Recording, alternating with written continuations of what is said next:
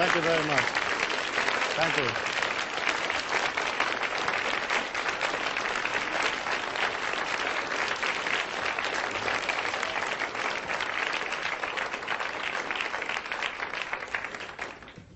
Well, hello and welcome. Today we'll be doing our Mastery of Money seminar. And what we'll be doing is basically looking at esoteric concepts to allow you to get the money that you want in life. Not necessarily to become millionaires or to become very, very wealthy, but to have enough money to go through the physical plane, to buy those experiences that you need for yourself and for your loved ones, and to feel a sense of it all just coming to you naturally as an outpouring of the love and the creativity that you put out, rather than this whole concept of like working hard and struggling and forcing the whole thing to come about for you. Basically speaking, the way that I handle esoteric money is I teach people to raise their energy. I teach you to become more life force, more power, and then when you do that, people will be pulled to you. People will show up. They're going to crawl over the walls and under the doors, and they're going to lower themselves in through the ceiling, and they will be there. And when they show up, what you have to do is bill them. You have to have a way of billing these people so that you can basically make money. And that means being organized, having a product or a service or something that you can give to these people when they show up in your life. For you to raise your energy and have all these people show up and then you haven't got a way of working it with them, you won't have the abundance, you won't have the creativity, and you won't have an energy pattern that will go all the way. And basically, some of you are going to need lots of money. You're going to need loads and loads of the stuff in order for you to buy those experiences and to create the changes that you hope for yourself. When you look at the physical plane, you can understand that it isn't designed for people to be rich.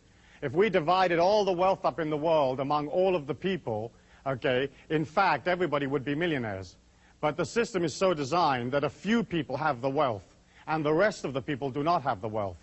And because it is designed like that, and because it's come down from thousands and thousands of years, the common man has to put in a certain amount of transcendent energy to pull himself or herself out of a system that isn't designed to assist you.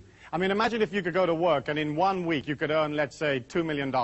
And you think, oh, Friday, I think I'll retire from here on out. The system isn't designed like that. The way that the system is designed is that if you work really, really hard, it will spit out just enough cash to keep you just above what I call the revolution level. You know, where you're not out in the street tearing the system apart, but they've fed you just enough to keep you going so that you don't blow away the system.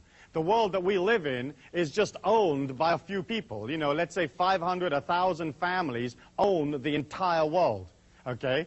And they also own the governments, they own the societies, they own the banking systems, they own all the financial institutions, they dictate what interest you'll pay, how much rent you'll pay, what mortgage terms you'll receive, you know, what your car payments are. They decide everything for you. And they also decide how much money the average man in the street will have. And if you are, let's say, a small businessman and you've opened a business, you're going to open it in that kind of energy pattern, in an energy pattern of control, restriction, keep everybody bottled down, give them a little bit so they don't revolt, but don't give them too much, because we don't want these people coming up out of the pack, becoming too self-empowered, and starting to take away the control that the big people have. And so as you look at that, if you open a business and you're this small businessman and you've got a creative idea, you can only earn money from the energy of those people around you. And if all of those people are like close to starvation or just making it through or just squeaking through, how much disposable income have they got to buy your product? And so we're all affected, whether we're independent business people or whether we work for one of the big institutions or we work for the system, we're all basically affected by the fact that the whole thing is not designed for the common man. And you've heard me say that many, many times in this seminar and in other seminars, that the world is not designed for the people. It's designed to keep the institutions up. It's designed to keep the philosophies up. It's designed to support the governments. And you, as the ordinary working people, are always sent the bill. You get to pay for everything. If there's a mistake, you get to pay for it. You know, if there's some kind of disaster, you pay for it.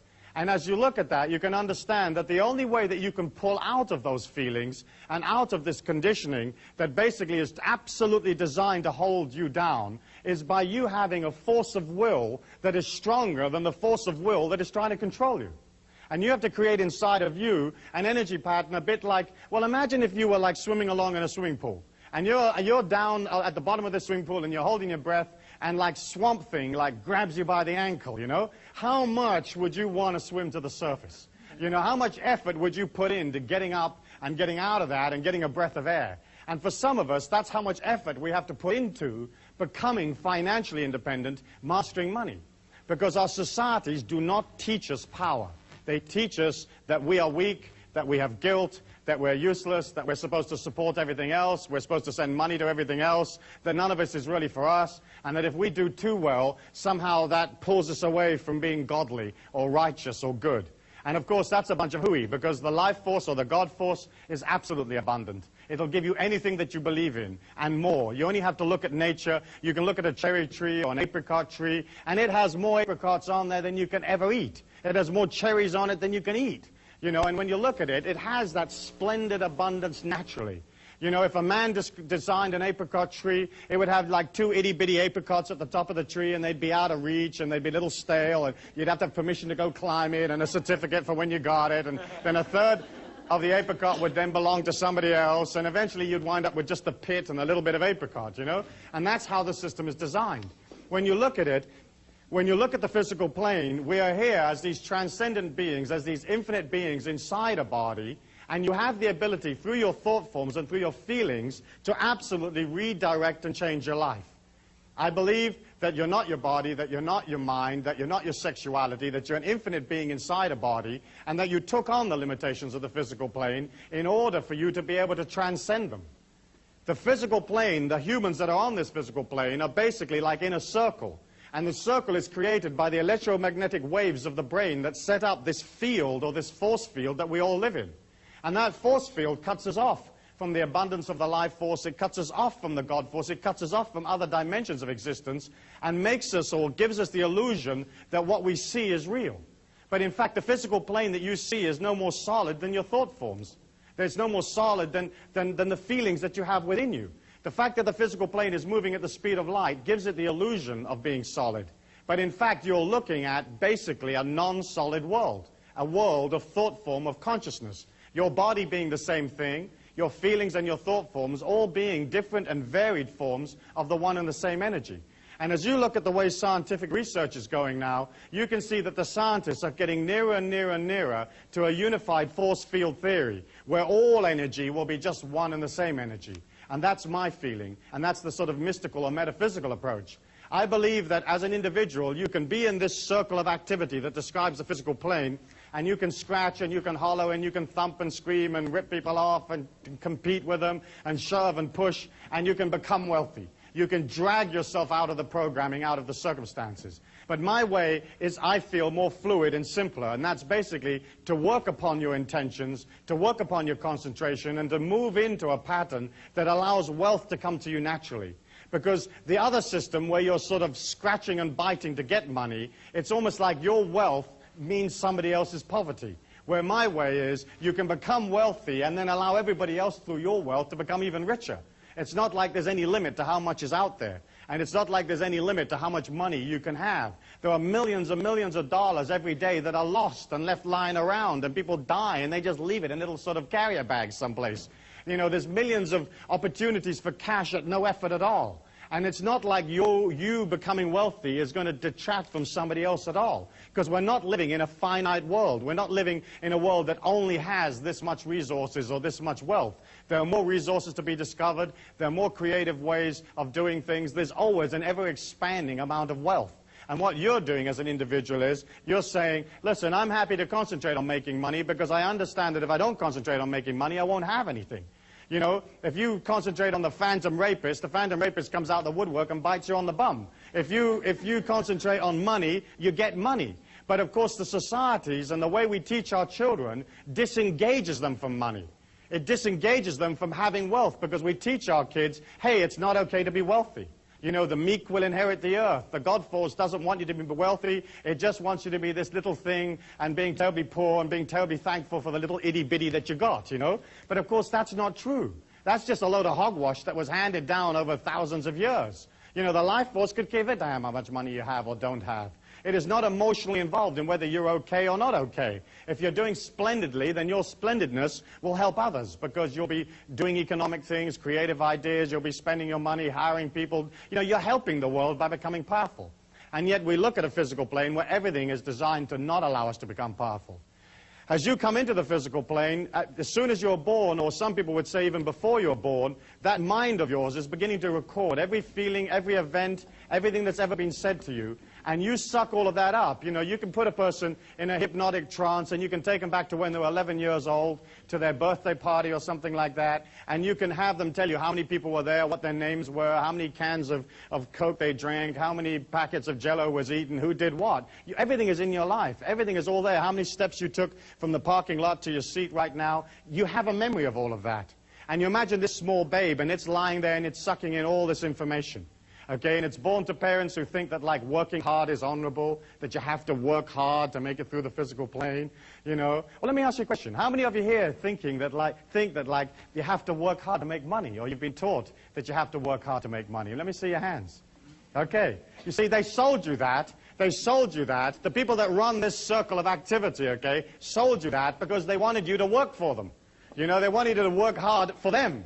Okay? And so basically speaking, we buy into that working hard is honorable, or working hard is how you make money. Making money has nothing to do with working hard. It's nothing to do with effort or struggle. It's mostly a matter of being balanced and organized, and as you begin to center on your creativity, people show up that want to be a part of that creativity, want to be a part of that action. They feel your security, your strength, and they sign up for it, and they pay you for it. So it's a simple transference of energy. You transfer them an idea, and they transfer you another idea called money. As you look at that, you understand that, like this small child inside this body, it begins to suck in all of these belief patterns, and it has no volition of, you know, as to what is going to go in there. You know, whatever goes in there is whatever goes in there. So if the mum and dad are fighting over the rent, that's in your subconscious mind. You know, if your mother's into sort of saving and clipping little coupons and there's a big stack of them in the kitchen, again, that's in your mind. Save coupons. There isn't going to be enough to eat. You know, reserve this. You know, eat the leftovers. You know, do this and do that. And I'm not saying you've got to waste stuff as you go through the physical plane, because I don't really agree with that either. But we take on whatever our mum and dad or our father and our mother thought. And, of course, so many of our fathers and mothers came out of a generation when there was a depression, when there was a great amount of difficulty, and so they're not able to express a more transcendent, more fluid understanding of money. Today we live in the largest and most fast-moving capitalist society in the world, and there's millions, there's billions that are moving around at any one given moment. And yet here is this mind that takes on all this sort of stitch in time, save 9, and a penny saved is a penny earned. And we take on that mentality, and then we wonder when, as we go out into the physical plane, as young adults or as teenagers, or we go out into the workforce, we begin to resonate that into the life force, and the life force, or the energy, that the force field that we're in, reflects back to us exactly what we believe, exactly what we put out there, and it gives us back struggle. It gives us back, there's not enough. It gives us back, you know, work for no wages, save your money in case something dreadful happens, do this and defend that, and you know, and if people don't like this or don't like that, sue them for the money or go chase them for the money. But you know, there isn't enough, and that whole energy of like there not being enough and there isn't going to be enough for you to get through is sold to you as a way of disenfranchising and controlling you. Inside this circle, everybody believes life to be real. And the circle is created, as I said, by this electromagnetic energy that leaves your body, which I believe is created by the oscillation of the brain waves. And so as we look in this physical plane, we're looking at a physical plane that deals totally with manipulation, totally with restriction, and totally making sure that you don't come out of the pack. Okay? As you're going through the physical plane, you're taking in everything that you hear, everything that you feel, everything that's ever said to you, and you're also taking in all the rest of the energy. You're taking in energy subliminally. You're taking energy in below your threshold of consciousness that you are not even aware that you're taking it in.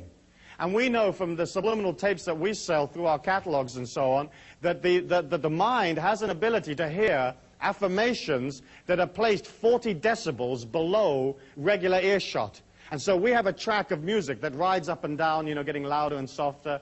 And underneath this track of music is a loop tape that runs these very powerful affirmations that are designed to create behavioral change. And as that loop rides up and down with the music, it stays 40 decibels at all times below the music, below the earshot. And we know from our research and the research that's been done in various universities in the United States that the inner mind hears that and accepts it.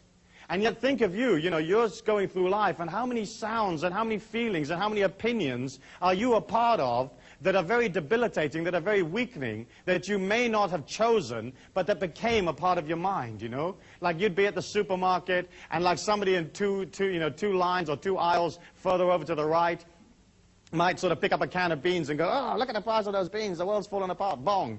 And that would enter your mind if it was 40 decibels below your regular earshot.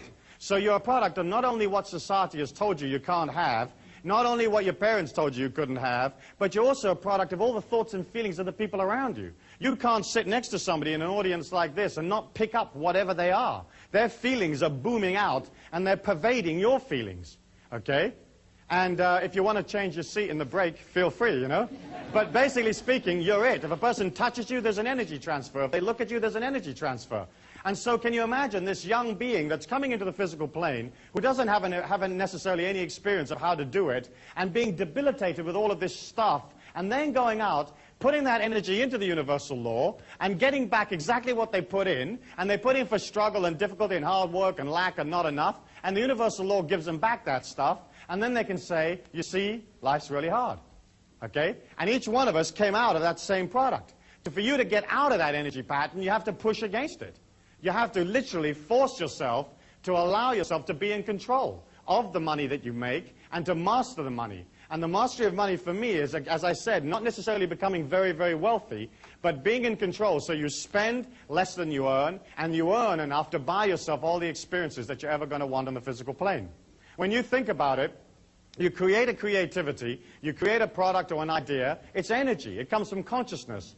Then you take it out to the people, they respond to it positively, and they give you money, which again is energy. Money is neither good nor bad. You know, the folk that said that money is the root of all evil, or the love of money is the root of all evil, they just didn't have any. Because you've got to have money to get through the physical plane. You know, you've got to have it. And of course what happened was that we were taught that somehow money and spirituality didn't mix. And yet when you meet a person that is truly spiritual, they'll have a lot of energy, and so automatically they'll have a lot of money.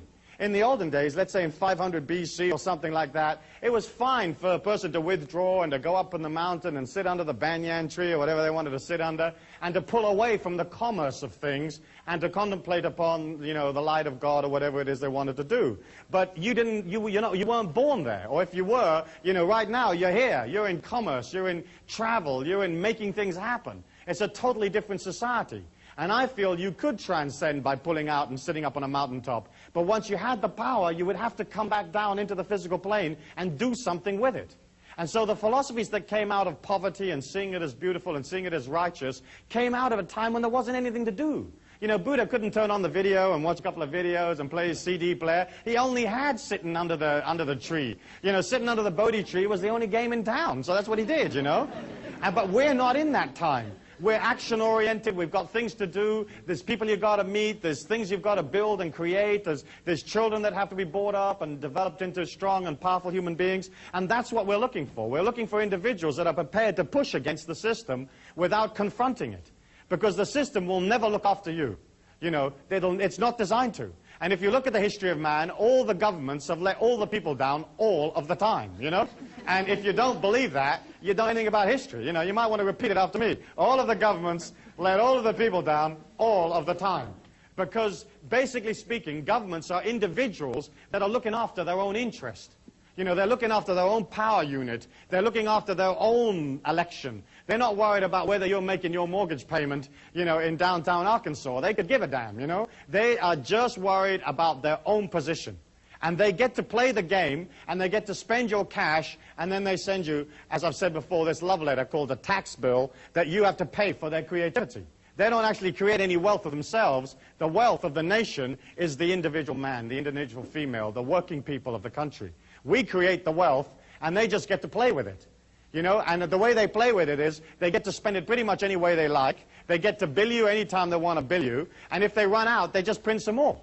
And so we're looking at a situation where the whole of the circle, the whole of the people that control this circle, the families that run the world, they have a control of the money. And money to the common man is life force. It's God force to a guy that doesn't have a spiritual quest, a person that doesn't have a quest or doesn't have a belief in any kind of higher transcendence. Those people that are purely in the physical plane, money is their God force.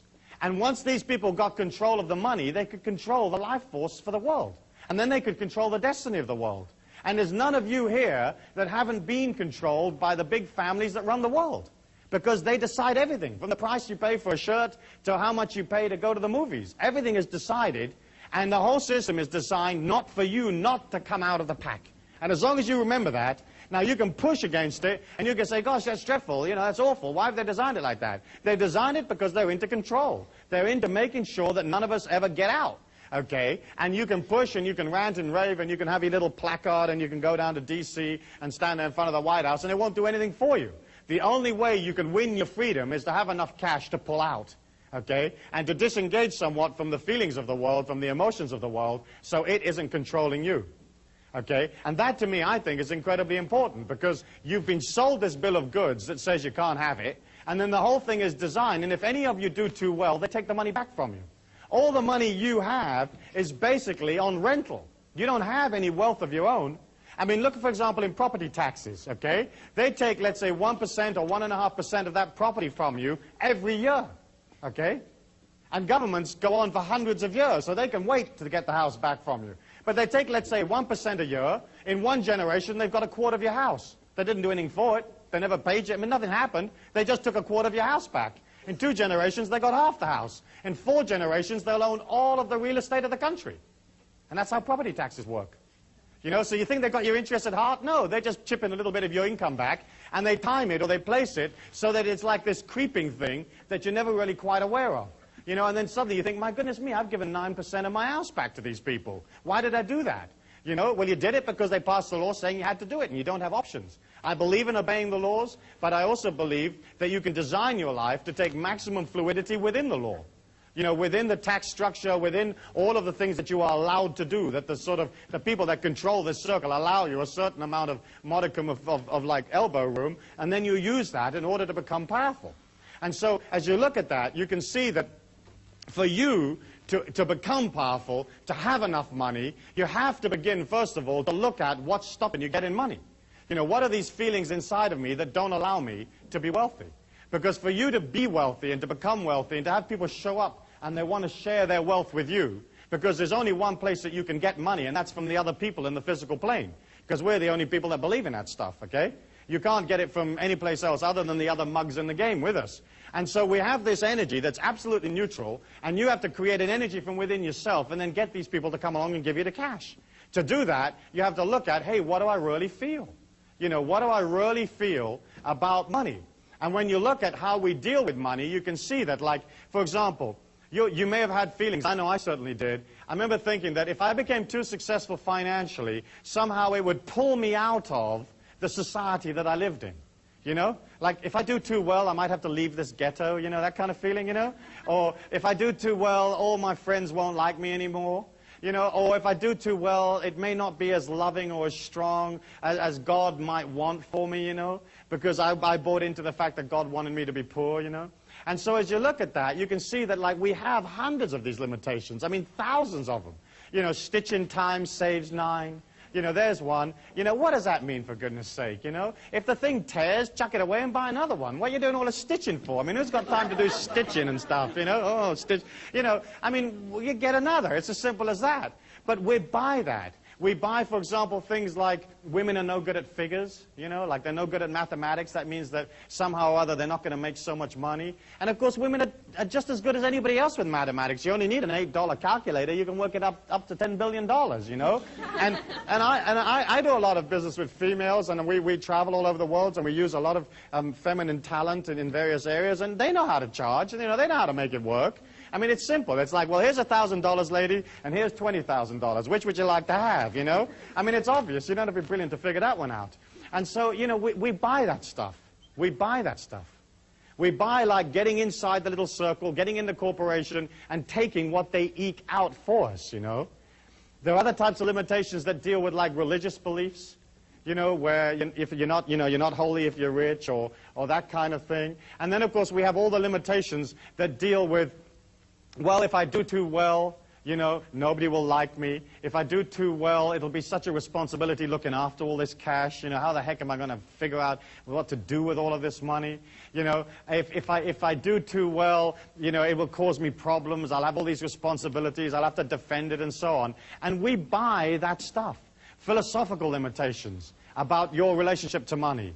You know, spiritual limitations of one kind or another, sexual limitations. You know, maybe if you're a minority, you may feel that in this society you don't have the ability to do as well as the people that are in the majority, like as if the God force of the money knows what the color of your skin is, you know, and thinks, oh, I'm going to give this guy a hard time because he's different or something like that.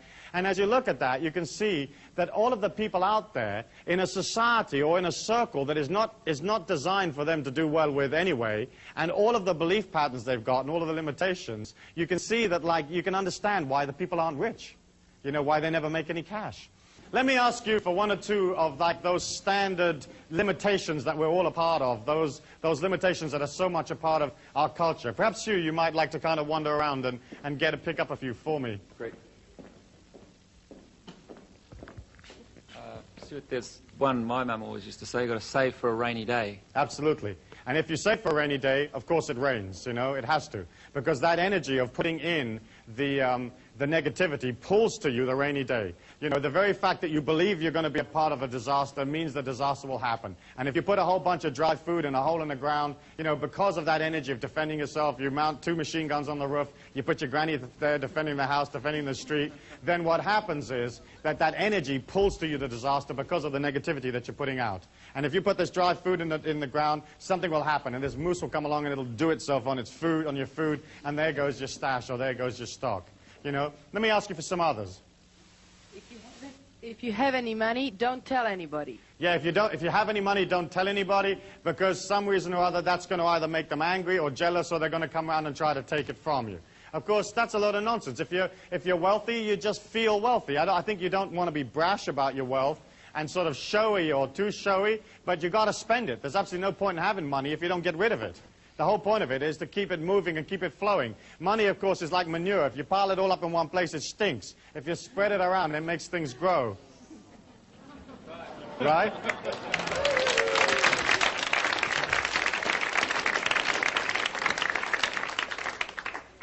Let's have another one.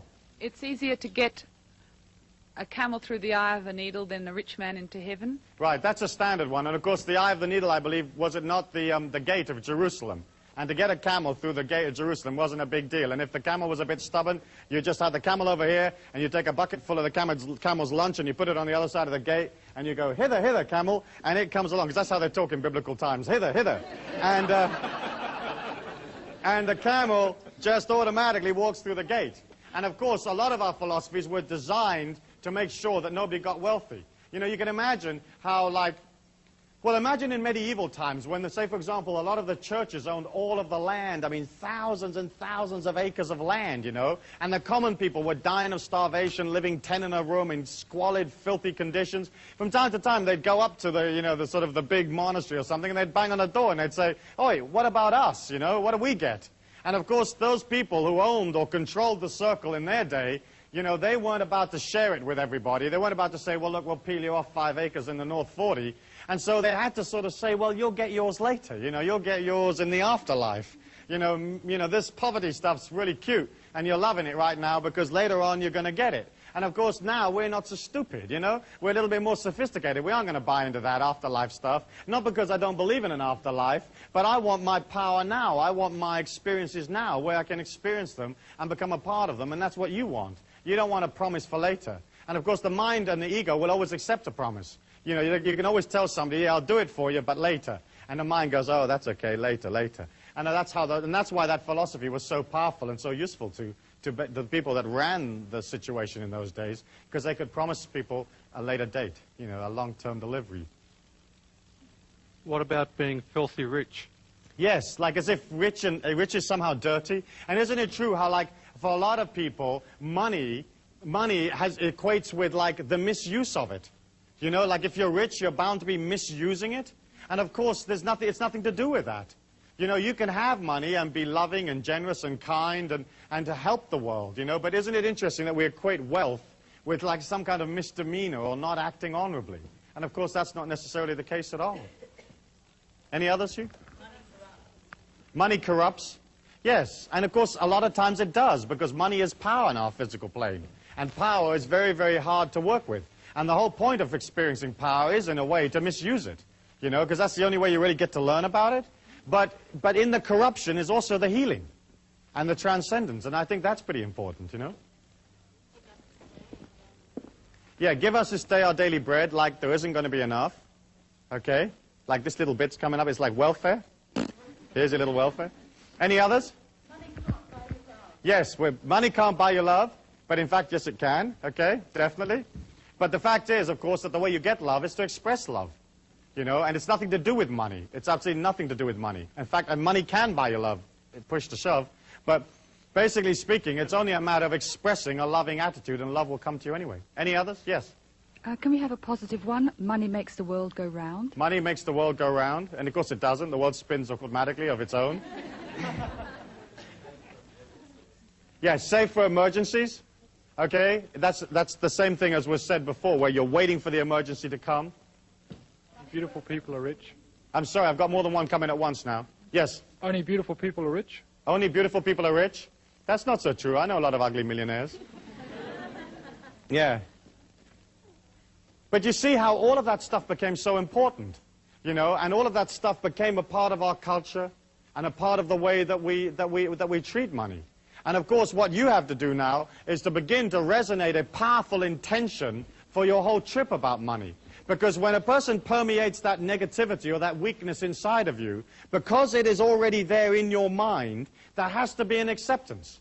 You know, you have to accept that. If you're standing next to somebody in a supermarket and they're projecting lack, if you have lack inside your mind, you actually enhance or increase the lack that you have. Okay? The only way you can come out of power is to not have it in your mind, or to have this forward projection of energy, this expanding energy that feels, yes, I can, yes, I will, I have it all around me, this is a flowing situation, and there's no problem with the amount of money that's going to come to me in my life. When you resonate your feelings, they change moment by moment as to what you feel about yourself. If you feel negative, you begin to create inside of you a feeling that pulls energy to it in a kind of imploding or coming in parabola of energy or curve of energy. And negativity has a way of resonating, so it sucks other feelings towards it. So if you're negative, you'll pull to you somebody else that is equally negative. If you're negative, you'll pull to yourself energy patterns that are disastrous or tend to fall about. And at the top of the curve, you know, it's just little niggly things that go wrong. You know, the car won't start, and this happens, and the handle comes off the bathroom door, that kind of stuff. But then bit by bit, as you begin to resonate the negativity after a long period of time, then suddenly the whole energy pattern begins to break up around you, and the whole thing drops on your head and collapses on top of you. You know, whether it's a financial collapse, or whether it's a collapse of your physical body, or collapse of a relationship or some situation, it's because through the negativity, you pull that to you. And by pulling it to you, you suck from the physical plane, and you suck only those parts that are congruent to you. If you imagine yourself walking along in this bubble of energy, okay, all of life is coming at you at the speed of light. And it's coming at you upside down, okay, at the speed of light. And you have all of these possibilities coming at you at any one given moment, okay? And you will pull from those feelings that are the same as your feelings, that are congruent with your feelings. So all the goodness in the world is coming at you, and all the evil's coming at you. And then you can pick up whatever you want. And so you kind of filter through your own feelings those experiences that are exactly the same as what you feel. And so as you maintain and establish a negative energy pattern, or a pattern of limitation or lack, it begins to pull in on you, and it pulls from the physical plane all of those things that are exactly the same. The only way to defend yourself against that, the only way to really develop a power inside of yourself, is for you to begin to pull out of you this transcendent, infinite, abundant feeling from within you. When you express positively, it creates an outgoing or exploding curve of energy. It's like this outgoing feeling. Not only is it warm, is it fresh, is it loving, but it inspires people because it's pure life force. It's pure confidence. And it's not like sort of confidence that you wear on your sleeve, which is real sort of pushy type of confidence, but it's basically confidence of feeling everything's okay. And as you resonate that energy outwards, the more and more power that you put out into the world, the more you allow that infinity and that abundance to come from your feelings, the less the negativity of the other people pulls you down. Because you cannot walk in a crowd of people, say in a supermarket or in a shopping mall, without having all of those people affect you. And you've all experienced it, where you've got out of a car and you've walked into a mall and you've only walked like maybe 100 yards or 200 yards and you bought like a can of something and you walk back to your car and you're absolutely exhausted. You know, have you had that experience? Right. And it's because what happens is as you walk through that mall, your feelings are resonating around you and everybody else is literally taking a bit of that energy from you. Every time they have eye contact with you, every time they touch you, every time they pass you, a part of you leaves with them. Unless you're resonating this everlasting supply from within yourself and resonating it powerfully and strongly. Then what happens is you get it into the habit of holding your energy, holding that power to yourself. And it's the same way, again, with money. If you feel confident about it, it begins to be there. It's like natural. But you can't come from like way down here in a state of, let's say, limitation and poverty to something up here where you're walking with or a part of absolute abundance. You know, if you resonate poor feelings, you have to stay poor because universal law's got to reflect that. And so the name of the game as you begin to master money is one, allow yourself the patience to go beyond the old stuff, the old garbage, and two, begin to resonate in your feelings the abundance that you're a part of. And here you have to be very, very careful because a lot of people begin to think, oh yeah, all I've got to do is act abundant, act powerfully, act transcendent, you know, buy a lot of stuff, buy a lot of fancy clothes, and abundance will come to me. In fact, what you've got to do is you've got to begin to see abundance in those things that you actually have.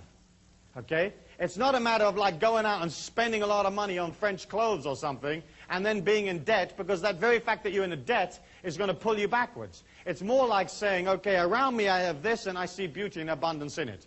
And then, as you begin to become more and more confident and you have more and more surplus income, you can begin to create affirmations of abundance in your feelings that actually affirm, hey, I'm doing fine, I'm doing well. And so, yes, go out and buy a good suit. Go out and buy a fine dress, a fine pair of shoes, whatever it is, you know, and have one, but have one of the very, very best quality. If you go for the cheap and the cheerful and the discount, it's always has that energy. You know, a discount, say, vacuum cleaner has a discount vacuum cleaner's energy. And I remember my wife once buying this vacuum cleaner. It was at a used machinery shop, you know, one of those places where they sell used appliances. And she was all proud of herself because she'd got this thing for $15. And she wheels in this vacuum cleaner, and it looked like a $15 vacuum cleaner, you know. In fact, to me, it looked like she'd been ripped off at $15. And she plugs it in, and there's this limp little bag hanging on the back of this thing, you know. I mean, it's just holding on for grim death. And I said to her, don't you think that bag is supposed to be like full of air and abundant and pleased with itself? And she says, yeah, you know, I think you're right. And she was vacuum cleaning this room, and the vacuum cleaner made a decent kind of noise, but you could see that nothing was coming up off the carpet, you know. As it went over dust and pieces of paper, they just jumped up and then went back down again. And I thought, this is not a real effective way of vacuum cleaning the carpets. And then as she was wheeling this stupid thing around, the wheel came off. And as it came off, it created this sort of very, very sort of gentle curve as it went around the carpet and sort of came into this semicircle round to the other side of the room. And of course, as the wheel went round the room, it did pick up a little bit of dust on the wheel, you know, that was natural. And I looked at it, I thought, oh, this is how this vacuum cleaner works, right? It fires little wheels that pick up microscopic bits of dust. You know, if you buy something at a discount, if you buy the cheap and cheerful, that's the only energy you'll ever have. You know, and you can go in there and you can see this vacuum cleaner and it looks neat and it's made underwater by Brazilian convicts and it only costs $9 and you'll say, I take it, and it has that energy. And so I would say to you, like, if your life is in control and if you're beginning to master money and beginning to feel that you will always have money, then you can begin to spend on those things that are important for you. And I would always go for the very best. I would just have less of them. You know, if you've only got one suit, at least have one decent suit and look good in that. So at least when you go for the interview, you come out of an energy of like, you know, I feel abundant, I act abundant. But don't go wacko, wacko, wacko and just spend a whole bunch of money. And I've watched people take on this philosophy and do exactly that and get themselves into tremendous trouble, you know. As you begin to create those feelings inside of yourself, it has to permeate your entire life. You can't have, like, let's say, one nice dress and then buy a $1.99 pair of shoes, you know, plasticky ones. And you can pretty much always tell people buy their shoes, because only people that have got money spend money on shoes, you know, that buy decent shoes. So you'll get somebody that's wearing this incredible dress, and then they're wearing these pair of shoes, and they're like this little plasticky pair of shoes. And you can suss it out. I mean, you can say, oh, my gosh, look at that. You know, if somebody comes in for an interview and they're beautifully dressed and they're wearing a decent pair of shoes, you know that that person, you know, feels good about themselves, feels strong. And of course, how much money you make is exceptionally intimately linked to how good you feel about yourself. Because it's a function of the ego to devise a system for its own survival. It's a function of the ego to try to win acceptance from the people. It wants you to love it. You know, you want people to come up to you and love you.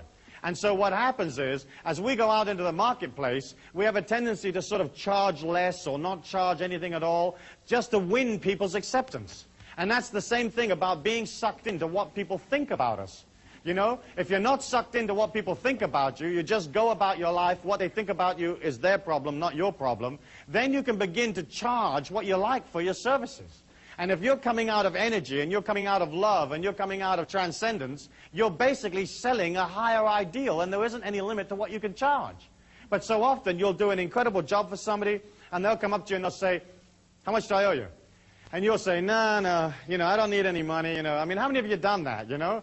I mean, I watch your heads nodding, you know, yeah, no, I don't want that. And what you're sort of saying is, please love me. You know, if I do this for absolutely nothing, will you love me, you know? Or you've said, yeah, you know, okay, but it should normally be $100 and just give me 20 or just give me 10 bucks and that'll be enough. And it's a way of like not feeling confident about yourself. When you give something, when you sell something to somebody, when you give them a service, when you do something for them in a commercial act, you're loving them. You're helping them. You're assisting them, you know? You're delivering this refrigerator to them, and that saves them going all over everywhere and finding a refrigerator or building one themselves. You know, when you transfer goods and services to people, it's a way of loving them. And so if you love them, why wouldn't you have them love you back by giving you their money? You know, if you come out of energy and you come out of dedication and you come out of service, there isn't any limit to how much you can charge within reason. And I don't believe in rip-off, or I don't believe in overcharging, but I certainly don't believe in undercharging. You know, and so many of you don't charge enough. You don't charge enough for your labor. You don't charge enough for your products, because it comes out of like that self-image that says, oh gosh, I'm not really worthy for all of this, so I really shouldn't be charging that, or they're not going to love me if I don't charge, you know, if I charge so much. But in fact, when you can see the transactions that you're involved in life as energy, then you're not involved in the emotions of how much things cost. It's a fact of the commercial world that the more quality you put into something, the more you can charge. And at the top end of the scale, you know, you can charge anything you want. And so you're looking at trying to put energy, trying to put yourself into your commercial endeavors, whatever they might be. I mean, so often you'll go into a business, you'll go into a hotel, you'll go someplace, and the whole energy of the place is bland. You know, nobody's in it. Nobody cares. It's institutionalized. It's like press a button and this thing comes out, and you don't feel good about parting with your money. But when you're with a person that's enthusiastic, they're happy, they put their heart and soul into the product, you don't mind. You feel the life force, you feel the God force, and that inspires you. And so it almost feels like you're transferring money to another part of yourself. You know, if the other person is sort of demanding, or they don't have any energy in it, or they're institutional, there's a sense of loss. You think, oh gosh, I've paid for this room, but I don't know if I really liked it, you know. It's very much a matter of putting yourself into your life, into your commercial life. And that's important. When you can subjugate your ego and put that underneath the ego of your customers or the people that are pulled to your life, then you have the ability to serve them. And that doesn't mean that you're going to lose any sense of identity inside yourself, because you're not. But you're going to come out of loving people by serving them. And serving them is like looking them in the eye and finding out what they want. You've got to remember that you're dealing with a person who's maybe scared or lonely, or their body aches, or they have a need, or they need friendship or company, or whatever they've come up for. Because what they've showed up for in your life may not necessarily be the product. You know, it may be some totally different reason. They've come around for healing of one kind or another. And if you can put yourself underneath them, then what happens is they feel your support. And there isn't a person out there that doesn't want to be supported, that doesn't want to feel more secure, because the name of the game out there is basically feeling insecure, feeling scared, feeling fearful about the fact that you don't necessarily control life. And so there you are. You're this confident, smiling, heroic being, and you get up underneath the person and you come out of service. I'll never forget an incident that happened to me in Washington, D.C., where I was going into a seminar, and there was a young waiter there, and he just happened to come up to me and said, in the hotel, he said, what is the secret of tips? And I said to him, the secret of tips is to get underneath the customers, you know, to get underneath and really serve them. And he said, well, what do you mean by that? And I said, what I mean is that for the time it takes you to serve this person and to be with them, you'll subjugate your ego for their needs, absolutely. And so rather than coming out of like thought forms of, oh gosh, when does this shift end? And look at this guy, I really don't like the way he's dressed. And oh goodness me, he's asked me for some more peanuts. And oh goodness me, I'm rushing about. What you're doing is you're coming out of, how can I help you, sir? What can I do for you? You know, would you like ice? Would you like lemon? What would you like? You know, would you like it on this side of the glass or that side of the glass? You know, would you like another pillow, another cushion? What can I get for your lady wife? What would she like? You know, there isn't anything while you're in my care that I won't do for you, you know. You want me to take your canary for a walk while you're having a drink? No problems, you know. And I left this young waiter with this information about coming out of loving them and serving them. And I went off and did my seminar, and when I came back from the seminar, he came up to me and he says, this is totally fantastic. He said, I've never had a day like this ever in all the time that I've been a waiter here in this hotel. And the previous record for tips in one shift for me was $42. And in this particular shift, I earned $160 in tips for the very first time. So this young man had quadrupled his tips by just serving. And isn't it true, as you go out there, you'll find mediocre restaurants, mediocre hotels, mediocre airlines, mediocre everything. You know, you walk in the door and they can't even be bothered with you. They're not organized. They're not interested in what you want. You know, and you get this feeling of like, hey, I'm not a customer, I'm not a person. And you don't buy, or you limit the amount you will buy. And you don't feel this expansion and this power inside of you. And so as each of you begin to look in terms of like developing a way of becoming independently wealthy or developing some kind of creativity so that it gives you more wealth, all you really have to do is serve. And serve is energy. And the people give you back another energy called money. And then you go spend that on the experiences you like, which is again energy. And I think that's vital, and that to me is the key. That there isn't anything more than just coming out of service, coming out of being organized. You know, and being organized is a simple thing. You just get organized. You get, hey, what do I need to make this business work? You know, what are my customers going to want?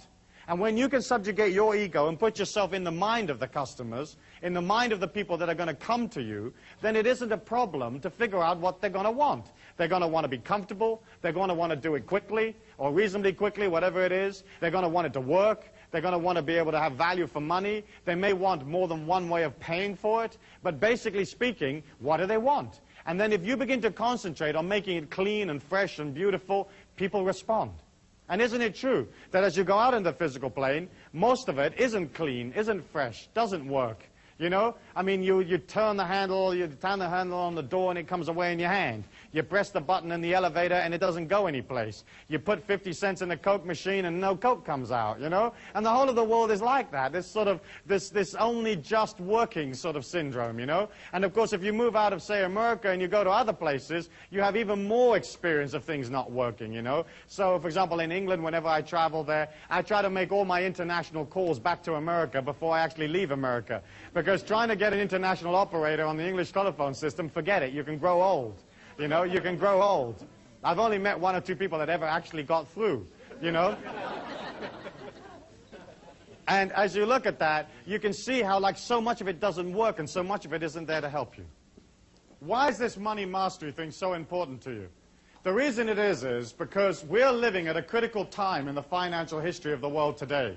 We're looking at a banking system here today in the United States where the liquidity of these banks is on average only 6%.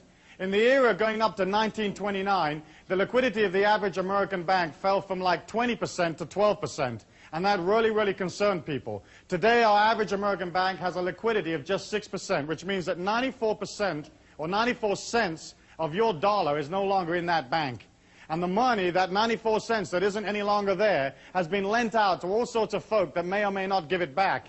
After the oil crisis in the 70s, and in the war in the Middle East, the sheer amount of money that poured into the American banking system and the big financial houses of Europe and so on, that money came pouring in, the greatest transfer of wealth in the history of mankind, and the banks had to lend it out. When a bank takes your money, when it takes your deposit, that's a liability for the bank. The minute they can give it to somebody, lend it to somebody, it becomes an asset in their books. And so there's a tremendous propensity for the banks to kind of get rid of this stuff. It's almost like this hot potato that they're trying to shove onto the next guy. And so when the oil prices went up, you know, in the 70s, these banks went out and they kind of gave the money to everybody, you know. They just dolloped it out and said, hey, you need some cash, take it. And all of the countries out there of the third world and the lesser developed countries and so on, they took that money and they spent it. And they spent it like crazy on all sorts of projects that may or may not have assisted the infrastructure of those countries. And now we're looking at a situation where it's tremendously difficult to get the money back from those countries. You know, America gave money to every nation in the world. I mean, just gave it. It gives it to its enemies. It gives it to its friends. Albania is the only country that America hasn't given any money to. And the only reason they haven't given any to Albania is because they can't find it. If they could find Albania, they'd give them some. You know, and so all of this money's gone out, and you can watch these third world countries struggling, trying to get it back. Mexico is an excellent example where they have a debt of up around close to $100 billion.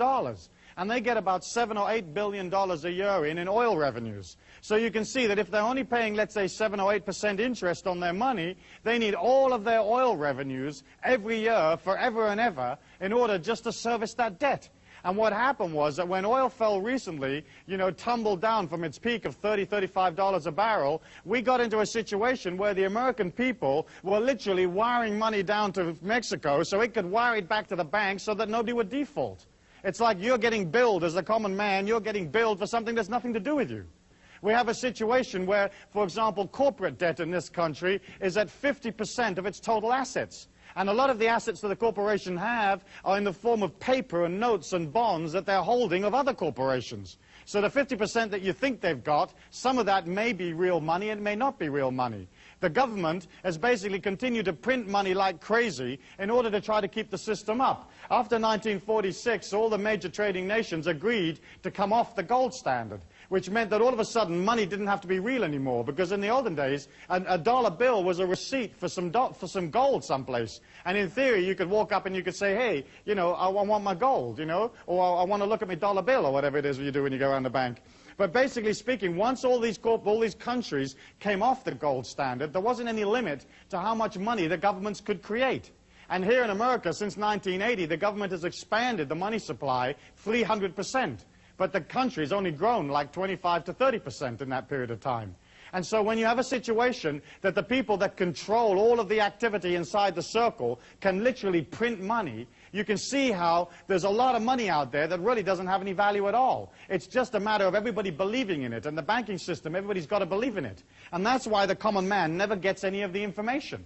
They only get little bits of the information, because if anybody actually told you what was actually going on, you'd freak out and you'd go get your money back.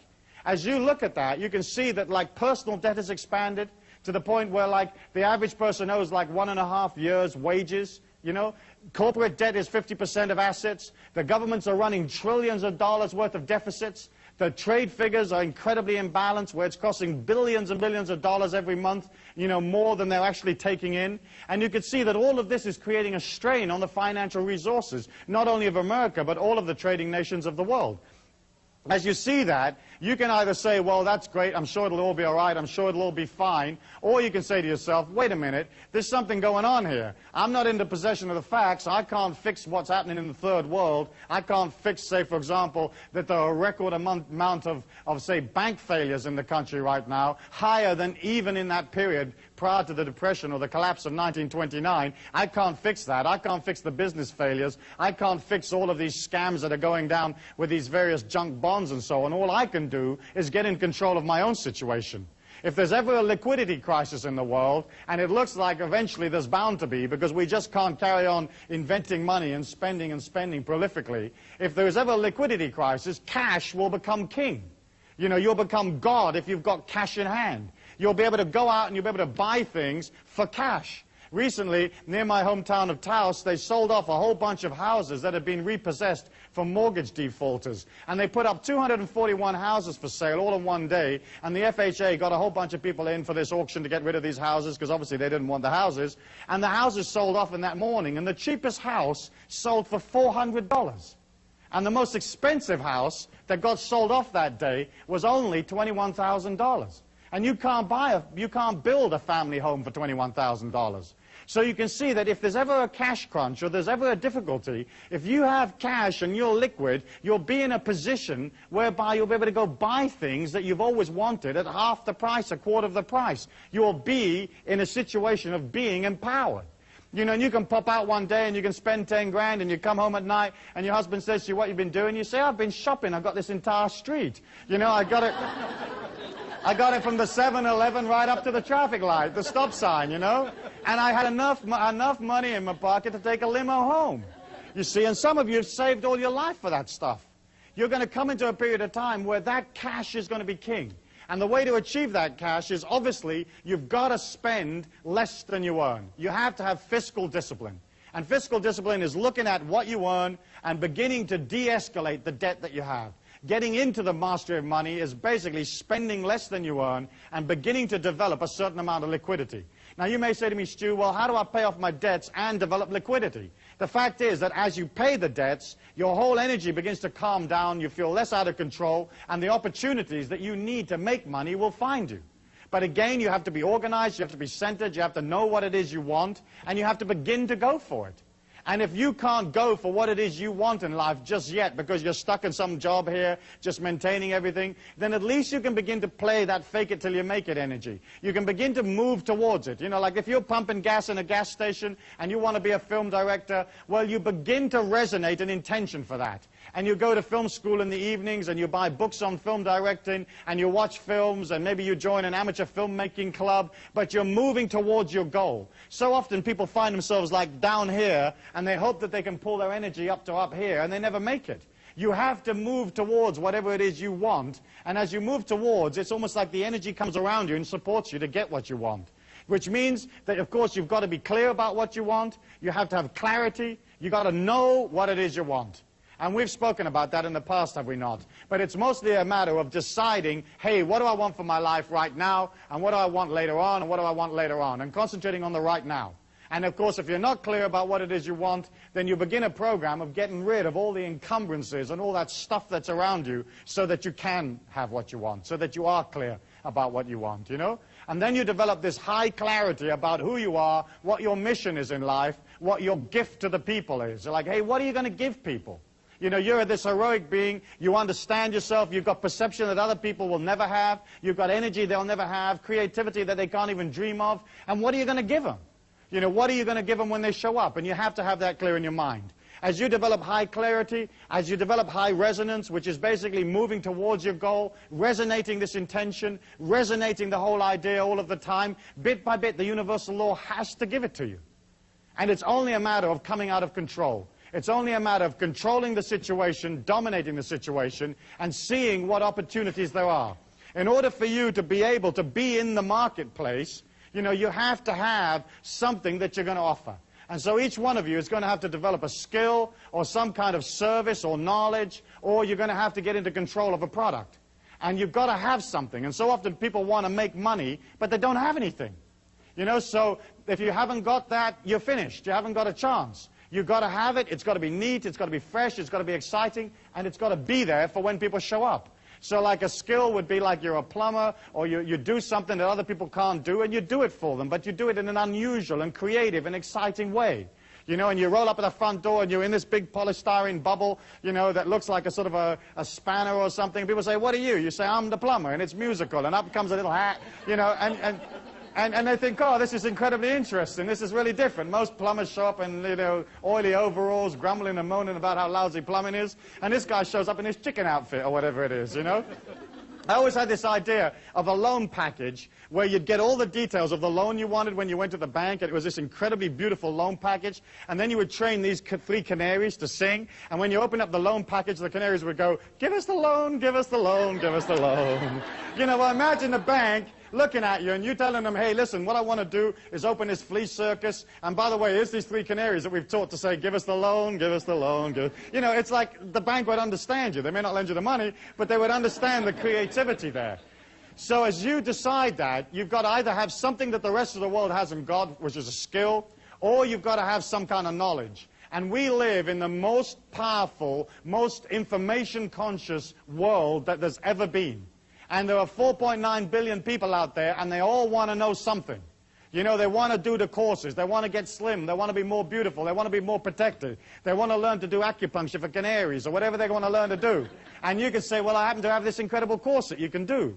And in fact, information transfer is now one of the major industries in the world. And so all you've got to do is either have the information or acquire it, and then begin to figure out how to transfer it to other people. Of course, if you happen to be, say, for example, a lawyer, then the information you can impart, you have to do one-to-one. I personally prefer information transfer, where you can get a lot of information out to a lot of people without being there personally yourself. So there's videos and tapes and books and 1,001 other ways of you transferring information to people. But if you have that information, people will pay you. And the reason they'll pay you is because they haven't got time to learn everything themselves. They haven't got time to do it all themselves. They want you to come along and tell them, hey, how's it done? So you've got the possibility of a skill, you've got the possibility of a service or knowledge, or you've got a possibility of a product. And of course the product is by far and away the easiest way of making money usually. Because there isn't usually any limit to how many products you can manufacture, ship, and get paid for. You know, knowledge has its limitations in many ways. A skill or a service has its limitations because you have to show up personally and do it. But a product has that incredible neatness that if it works for 10, it'll work for 100, it'll work for 5 million. And, you know, I've heard stories of people that have started companies that have literally made $40 million in the first 9 months of the company. And they had a good product. And they got a lot of people excited about the product, and they got them selling this product to other people, serving the community, giving them this stuff, and they generated 40 million in 9 months from a standing start. So if you have something that is a product, you're in a position to transfer that to other human beings and get paid for it. I think the important thing to remember about a product is that it has to be something that you love, that you live and breathe. You know, if you're setting these little multi-swivel toggle flanges and you love them, great. But if you're selling something that's boring and doesn't work for you and you don't like it and it isn't quality and it doesn't honor the people and it comes out of negativity, your heart will never be in it. And isn't it true and isn't it delightful when you meet a person who's into what they do?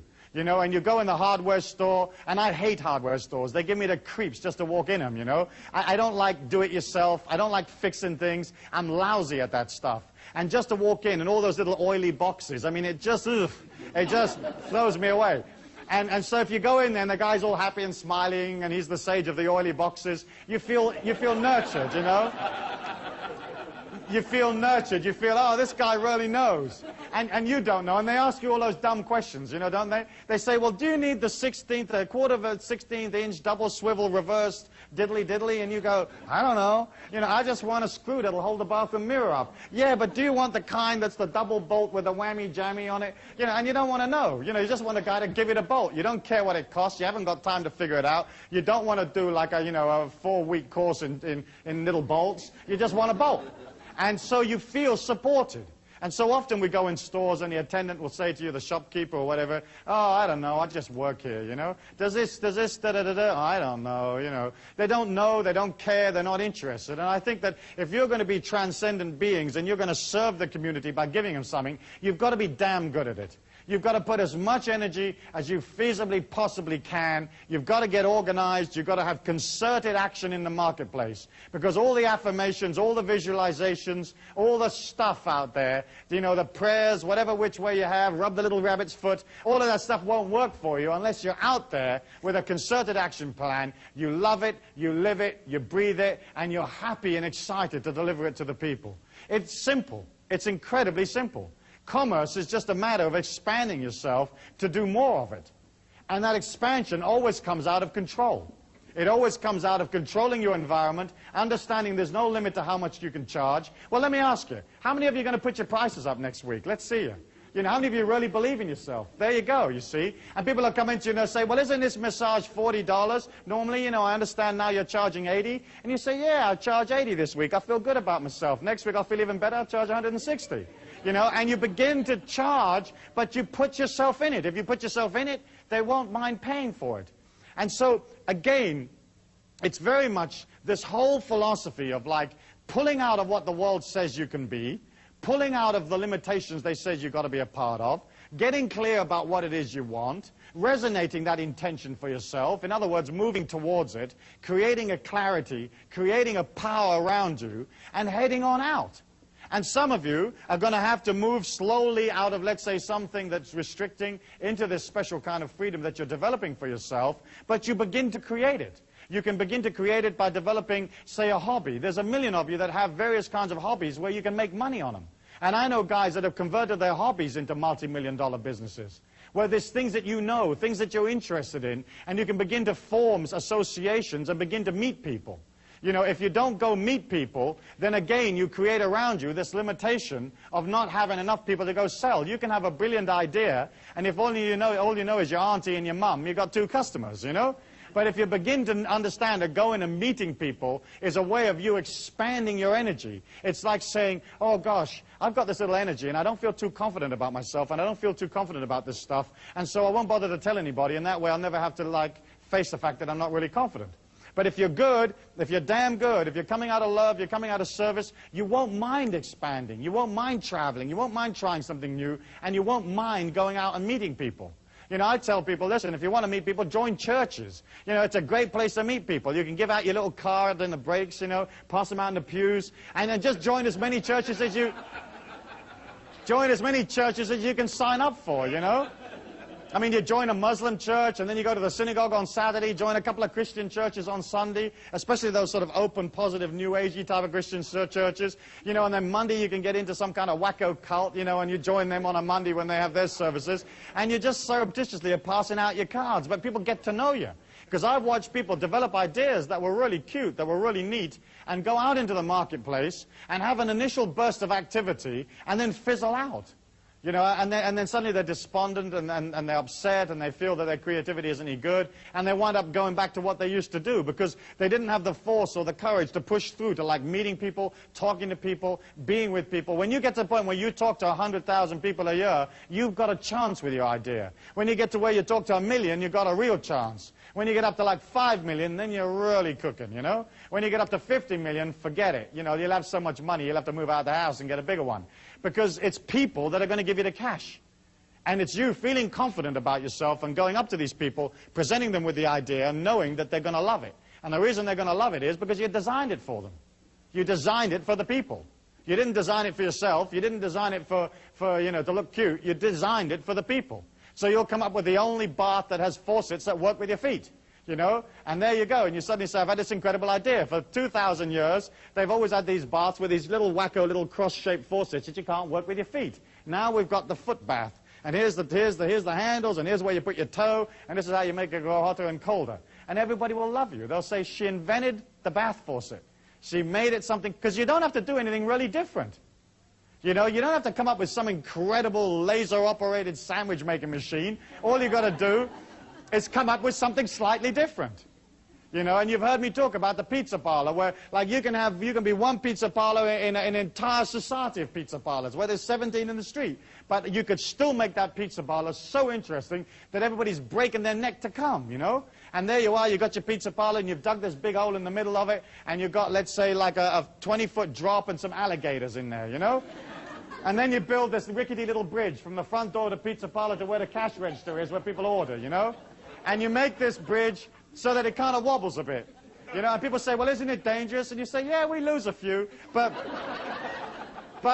they're hungry. When they get on the other side of this bridge, these people want the pizza, you know? They want that stuff. And the alligators, is folk drive from miles around to see these alligators. And then we're going to put a waterfall off the roof. And they're going to get a little wet coming in. But once they're in here, they've got to stay for half an hour to dry themselves out. So we'll be in this street, we'll have this waterfall off the front of the pizza, we'll have this big hole with some alligators in it, little rickety bridge, and the people will feel excited. They'll feel a sense of achievement of making it across, you know, especially the older ones, you know. And they'll feel good about it, and they buy pizza. And that's all you got to do, and a pizza could be totally revolting. But they're going to buy it. In fact, if you're coming out of transcendent, you're coming out of heroic, you love yourself, you're going to put everything you can in that damn pizza. And you're going to make that thing wonderful. And so what you're looking at here is you're not looking at like developing some incredible plan or going to some business school necessarily. You're just looking at a shift in consciousness, a shift in dedication, understanding it's fine for you to be wealthy, understanding that you're infinite and there's no limit to how much wealth you can create for yourself, okay? You're going to get clear about what it is you want. You're going to resonate that intention. You're going to play fake it till you make it. Whether you got it or not, you're going to move towards it no matter what. You're not going to let yourself get out of control and start spending a whole bunch of money you haven't got, okay? You're going to allow yourself that power and that energy at all times, moving towards it, clear, resonating it, having it, being original, and more than anything else, you're going to love yourself by charging enough, okay, by giving yourself time, having patience, and you're going to love the people that are pulled to you by serving them. And if you can come out of that love and that caring for people, putting your ego aside for their needs, your life and your business and your families will be swamped. You'll be swamped. You won't be able to handle the amount of people that show up. And as that happens, you'll have a way of billing them because you'll be organized and you will develop wealth. And suddenly you move out of struggle into a natural understanding and a natural flow. And that's how it was always meant to be. Life was only ever meant to be this gentle walk through a valley on a sunny day. It was never meant to be this incredible struggle, this incredible effort. And each one of you has that as a heritage, and each one of you can put that into your life right here and now, today. Thank you very much. Thank you.